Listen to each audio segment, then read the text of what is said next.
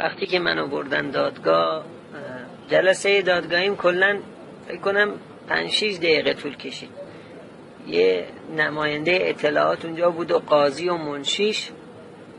بعد اتهام منو خوندن، نوشتن، گفتن که اقدام علیه امنیت ملی، محاربه. و اون وکیل تسخیری پا شد گفت که آقای قاضی، محاربه در قانون یعنی کسی که به اصطلاح محاربه رو واسه کسی به کار میبرن که اسلحه دست گرفته باشه، سلب آزادی و امنیت مردم رو کرده باشه.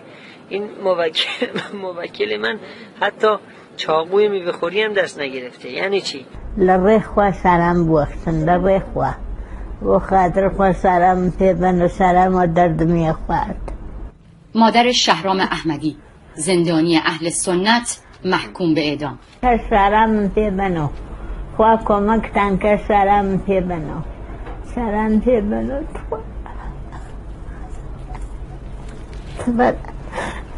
سرم جان. صبح امروز 12 مرداد ماه سال 1395 مسئولان دستگاه اطلاعاتی جمهوری اسلامی ایران به خانواده شهرام احمدی زنگ زدند و گفتند بیایید برای ملاقات آخر. ببین اول به ما گفتن خود آخری خداحافظی، خب راهی میخواستیم بریم جلوی زندان، خب میخواستیم همه دونو رد کردیم، صبح بهمون زنگ زدن گفتم بیاید زندان خداحافظی، ولی به پدرش زنگ زدن گفتم فقط پدرش بیاد جلوی پای گهری زد، فقط پدری که در تمام این سالها پیگیر پرونده پسرش بود. حالا قربان ما تقاضا منه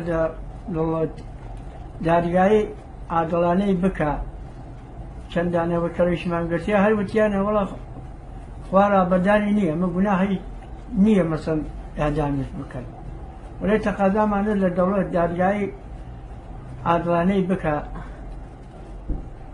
بشكم ما خواهي مرخصي كان يتري ما يجزن نكيشن أو دايكي أو انتوريو من فون انتوريو. شهرام احمدی به همراه برادر کوچکش بهرام احمدی در سنندج بازداشت شده بود، اما برادرش در دی ماه 1390 در زندان قزلحصار کرج به همراه 5 زندانی اهل سنت دیگر اعدام شد. بهرام را شو میوان من بود سهانو دو زن دیاکاندا او فرمانه چه دیاکی که سه شوان نفر محمود هات من ناو پرسیانا که چه کاره او چاره تو ناو چه تو او ناوی چه او ناوی چه پرسیان نو چه ولی من مردان و جان دیتو بیبرن بو اطلاعات گزارش کیاندا بعد سوال یکنو بیانی مرخص تکین برولو ایتا او بالنبلیان یادم کرد. نه تو یادم کرد.